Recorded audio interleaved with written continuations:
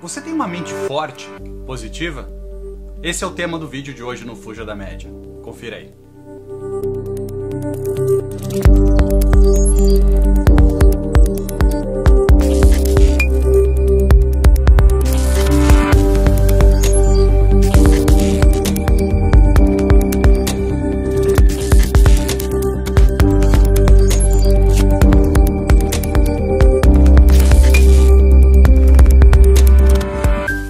Certamente, não há dúvida, ter a mente forte, ter uma mente positiva, abre pra gente muito mais possibilidades de ter uma vida de sucesso. Isso aí eu acho que é inegável. O grande desafio é como a gente pode ter comportamentos, como a gente pode ter decisões que levem para esse tipo de pensamento, para esse tipo de fortalecimento da nossa mente. Bem, eu acho que o primeiro aspecto eu vou começar colocando um exemplo pessoal para que talvez todo mundo tenha um pouco da visão mais prática, né? Certa vez, um grande amigo me presenteou com uma caixa de chocolates e estava embalado, enfim, eu fui chegar em casa, estava com uma expectativa altíssima naqueles chocolates, né? E ele veio de uma viagem da Suíça, então, puxa, provavelmente seriam os chocolates que mais marcariam a minha vida, imaginando eu. Quando eu abri a caixa, até digo que nem entendi muito bem a marca do chocolate, não era nenhuma marca conhecida, mas o que me chamou a atenção é que era 90% de cacau. Então, naturalmente, não era bem o que eu esperava como um chocolate. E é um pouco baseado nesse início de exemplo que eu vou começar a ilustrar para vocês o nosso assunto de hoje, que é como ter uma mente forte, como ter uma mente positiva nesse sentido. Bem, 90% de cacau me desestabilizou de certa forma. Mas aí eu quero chegar no ponto de ilustrar um pouco desse exemplo onde eu quero chegar. Eu não sei se você sabe, mas o nosso cérebro ele corresponde a apenas 2% da massa corporal normal do homem, né? Então, puxa, um percentual muito pequeno, mas ele é responsável por consumir praticamente 25% da nossa energia. Puxa, algo tão pequeno é algo tão relevante no sentido de consumo de energia. E nisso, vale destacar que o nosso cérebro ele busca o tempo inteiro formas de economizar a energia do nosso corpo. Então, quando a gente quer tomar uma ação nova, quando a gente quer tomar uma decisão, quando a gente tem que pensar numa solução, são formas que tiram a gente do conforto que o nosso cérebro está e exigindo um consumo maior de energia. Então, como o nosso cérebro ele é organizado, ele é projetado para economizar energia, ele tipicamente tende a levar a gente para as decisões típicas que a gente comumente faz. E também ele tenta buscar ao máximo se antecipar das decisões que a gente toma ao longo do dia. Pegando um exemplo, você quando acordou hoje pela manhã, provavelmente se vestiu, escovou os dentes, enfim, fez sua higiene básica, colocou a sua roupa, você provavelmente não parou para pensar exatamente como ia executar essas ações. Você executou, porque o seu cérebro, já sabendo como é o comportamento, a sua rotina, já ia prevendo as ações do seu organismo e você tomando as decisões e fazendo isso, buscando sempre ao máximo se antecipar, né? Esse é o seu grande desafio do cérebro. Eu gosto sempre de fazer uma analogia do nosso cérebro com as caixinhas de pergunta quando a gente vai no Google, por exemplo, ou a gente vai no YouTube e a gente começa a preencher. Então, por exemplo, que eu vou lá começar a preencher fuja da... Aí o Google vai me sugerir média, porque eu tipicamente estou buscando conteúdos fora da média. Mas na verdade, o que ele quer fazer? Ele quer economizar a minha energia de ter que digitar tudo. A mesma coisa vale para você com o seu cérebro. Ele está sempre tentando entender o que vem pela frente. Como é que ele consegue fazer isso? Por isso que quando a gente tem que tomar uma decisão, que é algo que não faz parte da rotina, tomar aquela ação, aquela decisão, o nosso cérebro ele tenta persuadir a gente, tenta levar a gente para os níveis de conforto, que naturalmente é mais fácil. É muito mais fácil a gente não tomar ação do que a gente tomar ação, né? Então o cérebro ele é desenhado, ele é projetado exatamente com esse viés. E o nosso cérebro com isso nos trai muitas vezes, levando a gente a não enfrentar certos desafios que a vida nos coloca. E esse é o grande dilema que a gente tem que enfrentar, porque a gente tem que ter um comportamento estabelecido, positivo, forte, para que o nosso cérebro reconheça isso de como fazer. Vamos voltar ao meu exemplo da caixa de chocolates, né? Pois bem, estava eu esperando uma caixa de chocolates suíços para comer. Eu, tipicamente, não era bem os 90% de cacau, aquele chocolate amargo que eu esperava. E aí, aqui eu tenho uma decisão de como eu vou me comportar, tá? Imagine você que, tipicamente, eu poderia dizer o seguinte: nossa, adorei os chocolates, meu amigo, fantásticos, eu adoro. Estaria mentindo para confortar meu amigo. E o meu cérebro sabe que eu estou mentindo. Eu não consigo mentir para ele, dizendo que eu não estou mentindo. Então, tipicamente, o meu cérebro vai entender que as coisas que não me fazem feliz, ele vai se programar, conforme, obviamente, eu vou tendo uma recorrência desse comportamento, a se antecipar sempre a tomar uma decisão de uma mentira. Ou seja, algo que me faz mal, mas eu vou expor de uma forma como fosse positiva. Um outro comportamento que eu poderia ter é dizer: puxa vida, chocolate amargo, cara, que droga, não queria comer esse negócio, não gosto.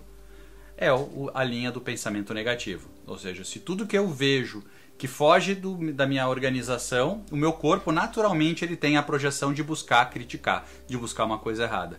E isso é o comportamento de mais de 70% da nossa sociedade. Porque é uma sociedade que mira basicamente no consumo de informações de TV aberta, de revistas de fofoca, de material criticando política, criticando empresas, criticando pessoas, e não materiais focando em como construir certas coisas, que seria o terceiro caminho, que é olhar o ponto de vista positivo para aquela situação. Puxa, Carlos, você ganhou uma caixa de chocolate da Suíça de uma viagem. Pô, que legal, fazia tempo que eu não comia um chocolate suíço. Pô, 90% de cacau, que bom, ele está preocupado para que eu não engorde. Pode ser uma linha de defesa que eu poderia ter. Então essa colocação faz com que o meu cérebro sempre tenha um direcionamento positivo de como encarar a situação. E é um pouco dessa base que eu quero trazer para você. Tipicamente pessoas que trabalham com vendas, pessoas que trabalham com atendimento ao cliente, pessoas que se relacionam com outras pessoas, elas têm que ter uma resiliência forte, porque tipicamente acontecem situações que elas têm que tomar as decisões que não são triviais. E as pessoas que têm uma mente forte, uma mente preparada para vencer, elas vão protagonizar muito mais facilmente que as outras, porque o seu cérebro de antemão já vai se precaver e vai tentar se antecipar olhando opticamente para o lado positivo. No nosso caso aqui, um pensamento, o que tem de bom nessa situação que aconteceu, né? Então é um pouco daqui que eu vou explorar com vocês agora. Então a gente, primeira coisa, vai deixar de lado as informações ordinárias, as informações de dia a dia, as fofoca, o jogo de futebol, o consumo exacerbado de notícia ruim. Então, colocamos isso de lado. Vamos focar em informações que possam me motivar, que possam direcionar minha carreira, a minha relação com a família, o meu mindset de como encarar a vida, ou seja, como eu posso ser melhor no que eu faço. Então eu vou tentar consumir esse tipo de conteúdo. Eu vou trazer duas histórias para vocês reais que vão ajudar vocês talvez a exemplificar um pouco mais. Diga-se também nas pesquisas que uma história verdadeira, uma história lúdica que impacte as pessoas, ela é 20 vezes mais importante para a aceitação do cérebro do que um texto lido, por exemplo. Então eu vou trazer duas histórias reais para que vocês tenham uma visão clara de quanto a mente forte, uma mente positiva pode resolver muitas vezes equações praticamente impossíveis, ou tipicamente, como todo mundo fala, impossíveis. E eu vou mostrar para vocês como certas decisões elas fazem com que nada praticamente seja impossível. Então, a primeira delas eu vou trazer uma questão sobre energia elétrica, né? Não sei se todos sabem, né? Hoje o nosso planeta tem uma população estimada, acho que em torno de 8 bilhões de pessoas, e sendo que praticamente 1 bilhão de pessoas não têm acesso à energia elétrica. Pensa que praticamente 12, 13% dessas pessoas do planeta Terra inteiro não tem acesso mínimo à eletricidade. Quem dirá toda a derivação de serviços e benefícios e necessidades que eu resolvo com a energia elétrica, né? Malawi, por exemplo, na África, é uma comunidade, uma cidade que 98% das pessoas não têm acesso à energia elétrica. Então lá a vida ela é muito mais restrita, você acaba tendo que trabalhar muito mais em serviços mecanizados mais de força, porque acaba não tendo muito benefício da eletricidade, até mesmo para produção, para etc. Então é uma vida muito, eu diria, nem medíocre, né? Ela é menos que isso. O que acontece é que o William, né, é o indivíduo que eu vou usar como exemplo. Eu vou mostrar na sequência aqui da minha fala algumas fotos do fato que eu estou contando para vocês, que é real. Ele, aos 14 anos, ele viu, enfim, o seu pai faleceu e ele olhou para o horizonte, aqueles campos, né, e ficou pensando, puxa, que perspectiva de vida eu tenho aqui, né? Eu vou morrer que nem meu pai, sei lá, com 50, 60 anos, tendo uma vida muito sofrida, não ter tido conforto, não ter me desafiado. E eu não quero isso pra mim. Eu tenho que buscar uma coisa diferente. Você já está imaginando, o seu cérebro já começou a antecipar, dizer, pô, o cara foi embora, o cara viajou. Não. ele buscou resolver o problema da eletricidade na cidade dele. E ele pegou peças que ele tinha, baseado no estudo todo que ele fez de livros, e ele acabou construindo um moinho de vento. E esse moinho ele conseguiu fazer funcionar a ponto de gerar eletricidade para 4 lâmpadas e 2 rádios por dia, né, para consumir na sua casa.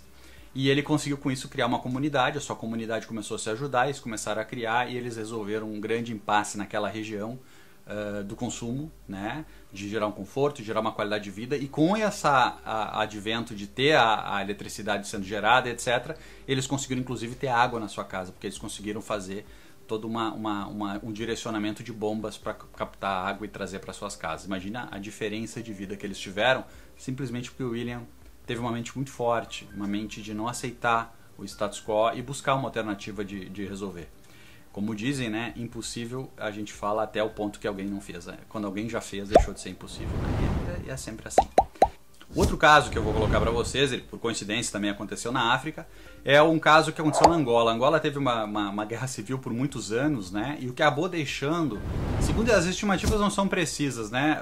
O governo, a civilização lá, enfim, os centros de pesquisa estimam entre 7 a 9 milhões de minas terrestres ficaram expostas aí no país, né?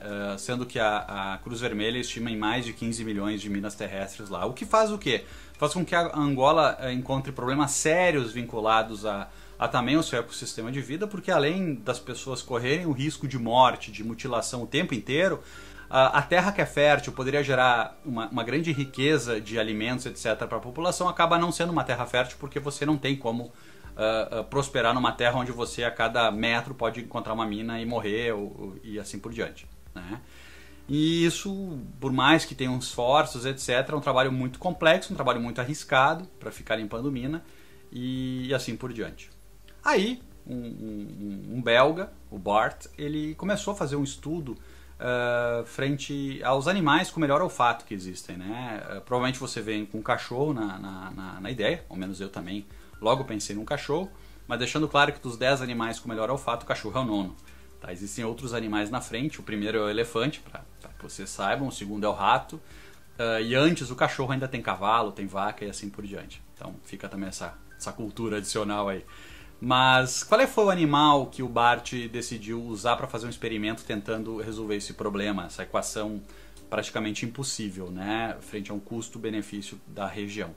Ele começou a treinar ratos a encontrar mina terrestre. E ele teve um sucesso muito forte em treinar ratos. E a ponto que ele criou uma ONG, e essa ONG ela tem hoje centenas de ratos treinados, e ela faz com os ratos em 20 minutos o que um humano leva um dia inteiro para fazer para detecção de mina. É super seguro, nenhum rato vai se prejudicar, porque para estourar uma mina terrestre precisa de pelo menos 5 kg de peso. Um rato, não são pequenos ratos também, eles chegam a pesar até 1,5 kg, então, ou seja, são ratos significativos, mas sem nenhum risco quanto a eles nisso. Eles vão detectando com uma coleira e o humano vai com isso desarmando. Desarmar a mina é super fácil, o grande risco é você eventualmente pisar. E com isso eles estão resolvendo um problema absurdo naquela região, exatamente porque alguém pensou de uma forma não trivial, não racional, no sentido de racionalizar a decisão, né? E pensou fora da caixa de como resolver um problema que parecia ser impossível na combinação dessa equação. Ou seja, a mente forte, a mente positiva, a mente que resolve, a mente que prospera, é uma mente que sempre tenta buscar o algo a mais, o que pode ser melhor. E não aquela mente que só critica, aquela mente que está vendo sempre o fator desagradável, aquela mente que empata, aquela mente que não acelera. E você, como quer sair da média, sem dúvida nenhuma, a partir de agora, pode começar a adotar simples atos, que é sempre tentar pensar numa coisinha do que pode ser de bom quando acontece, rapidamente fazer um treinamento, porque o seu cérebro, que consome hoje 25% da sua energia, vai poder te ajudar muito mais a gerar saídas e fazer você protagonizar. Ok? Fiquem bem.